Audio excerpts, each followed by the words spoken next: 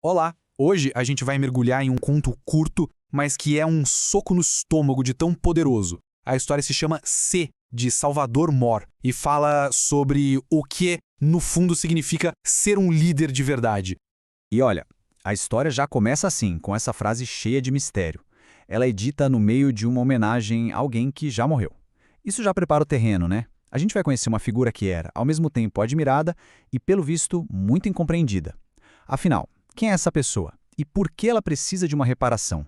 Para entender essa história, a gente vai passar por 5 partes. Primeiro, vamos conhecer esse líder. Depois, vamos ver o momento crucial que definiu quem ele era. Aí a gente analisa as ideias dele que transformavam as pessoas. Em seguida, vamos descobrir umas conexões bem surpreendentes na narrativa e, por fim, entender a ligação de tudo isso com um poema famoso que dá nome ao conto.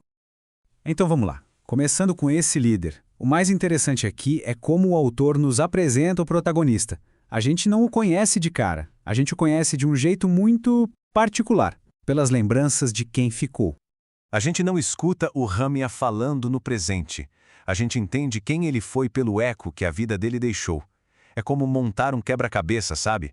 A gente vai juntando as peças a partir do que os outros contam, e isso torna a descoberta muito mais fascinante. E agora a gente chega no momento que define tudo. Sabe aquela história de que é na hora do aperto que a gente vê quem é quem? Pois é, com o Ramaya isso foi levado ao extremo. Tenta imaginar a cena. O clima tá pesadíssimo. Rami está prestes a ser preso pelos inimigos, e ao redor dele estão seus seguidores, leais, mas morrendo de medo. É a receita perfeita para o caos e a violência. E aí, a tensão explode. Um seguidor, no calor do momento, ataca um dos captores e corta a orelha dele. A reação natural seria uma briga generalizada, certo? Mas o Ramya, ele faz o impensável. Ele se ajoelha e cura o inimigo. E o mais chocante, seus próprios amigos o criticam por isso. O caos está instalado, armas são sacadas, até que ele abre a boca. 2 palavras. Só isso.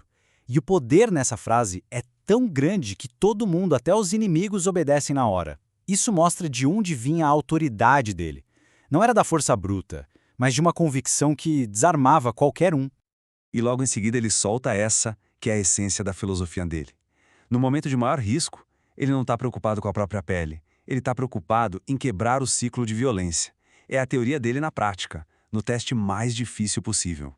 Bom, já vimos o Ramya em ação, mas ele era muito mais do que atos heróicos. Ele era um líder que, com suas palavras, desafiava o jeito de pensar de todo mundo ao redor, e muitas vezes de um jeito bem desconfortável. Esses 2 exemplos mostram perfeitamente o método dele. Para o Ramya, não adiantava fazer pose, parecer santo por fora.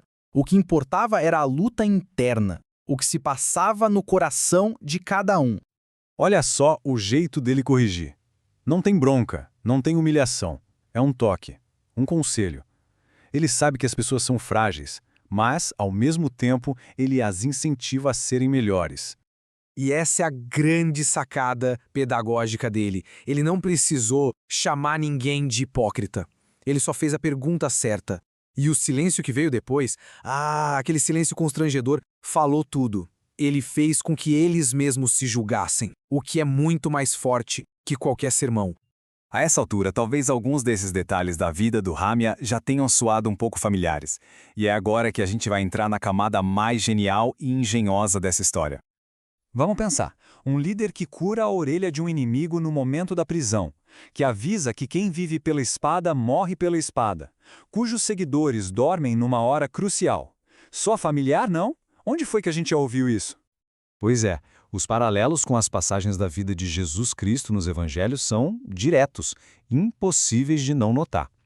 Mas atenção, a intenção do autor não é simplesmente recontar essa história.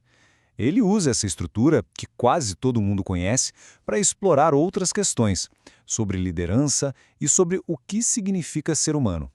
O nome técnico para isso é alegoria. É quando uma história, na superfície, fala de uma coisa, mas, no fundo, está falando de outra. O autor usa essa moldura familiar para fazer a gente olhar de novo com outros olhos para temas universais como o sacrifício e a verdadeira essência da liderança.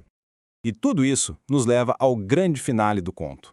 É aqui que a gente vai entender, afinal, por que a história se chama C. O que, na visão de quem conta a história, o Heimer realmente representava. E aqui vem o pulo do gato da história. A ideia não é colocar o Ramya num pedestal divino como alguém inalcançável. Pelo contrário, o conto apresenta como o auge do potencial humano. Ele é a personificação do homem ideal que um famoso poema de Rudyard Kipling chamado C descreve. Esta parte do poema parece uma fotografia da cena da prisão, não acha? Enquanto todo mundo, amigo e inimigo, estava perdendo a cabeça, Ramya manteve uma calma que mudou tudo. E esse outro trecho parece que foi escrito sobre os ensinamentos dele. Lembra? Para o Ramya mental, vitória e derrota, sucesso e fracasso eram só impostores. Circunstâncias que não podiam tirar o equilíbrio de dentro. No fim, o poema é a chave para a gente entender o legado do Ramya. Ele não deixou monumentos, ele deixou um exemplo de integridade. A grande mensagem é que a grandeza de alguém não está nas suas conquistas, mas sim na força do seu caráter. Resumindo, C é um conto que nos desafia a gente a repensar o que é força, o que é liderança, o que é moralidade. É um convite para a gente refletir sobre o que realmente faz um ser humano ser grande. E a história termina nos deixando com essa provocação.